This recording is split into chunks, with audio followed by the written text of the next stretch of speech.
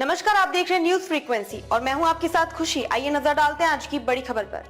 25 जून आपातकाल बोटाद भाजपा द्वारा मनाया गया काला दिवस। गढ़ा विधायक शंभुनाथ जी टुडिया विभावरी बेन दवे ने आपातकाल दिवस के तहत कार्यकर्ताओं को दी जानकारी। 25 जून 1975 को प्रधानमंत्री इंदिरा गांधी ने देश में आपातकाल की घोषणा कर दी। उस समय सामाजिक, राजनीतिक, मीडिया, कार्यकर्ता और आम लोग संकट में थे, जिस दिन बीजेपी ने 26 जून को आपातकाल काला दिवस मनाया है।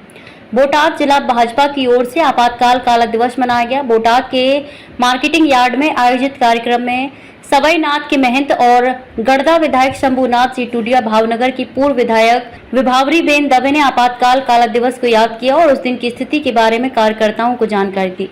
बीजेपी ने 25 जून को बोटाद के मार्केटिंग यार्ड में आपातकाल काला दिवस मनाया। कार्यक्रम में मौजूद जाजरगा के महंत और गढ़दा विधायक शंभुनाथ जी टुडिया ने कहा कि आपातकाल का वह समय था जिसे इतिहास का काला पन्ना कहा जा सकता है। आजादी के समय कांग्रेस ने सत्ता बरकरार रखने के लिए क्या किया। गड्ढा विधायक शंभुनाथ जी टुडिया ने कहा कि जो किया गया उसकी जानकारी कार्यकर्ताओं को दी गई ताकि कार्यकर्ता समझें। रिपोर्टर भोथा भाई सेखलिया, एपी स्टार न्यूज बोटाद। विकास જેને ખૂબ જરૂર છે એવા લોકોનો વિકાસ કરે, એ લોકોને જરૂરિયાત પૂરી પાડી, એ લોકોને ઉપર ઉઠાવવાનો પ્રયત્ન એ આપણી પાર્ટીનો એક વિચારધારા છે। અને સાથે સાથે સૌથી પહેલું રાષ્ટ્ર, પછી પાર્ટી અને પછી હું, આ વિચારધારાથી ભારતીય જનતા પાર્ટી ચાલે છે।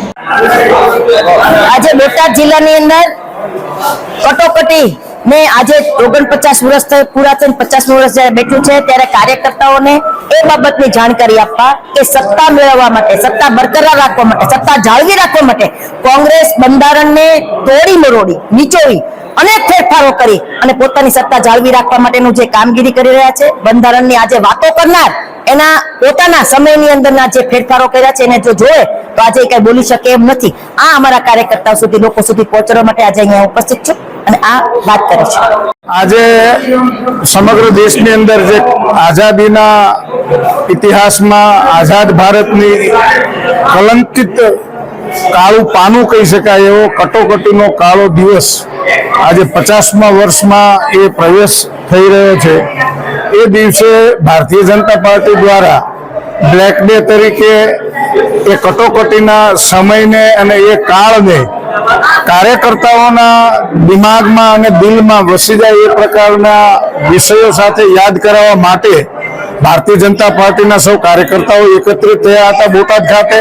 અને આ કટોકટીનો કાળો કહેર જે કોંગ્રેસ સિવાયના તમામ રાજકીય પક્ષો સાથે દુર્વ્યવહાર કરી અને અમાનવીય રીતે લોકતંત્રને મુઠ્ઠીમાં લઈને બંધારણ અને સંવિધાનને તોડવાનું પાપ કૃત્ય જે કોંગ્રેસે કર્યું હતું એના માટે આજે અમે સૌ એકઠા થયા છીએ।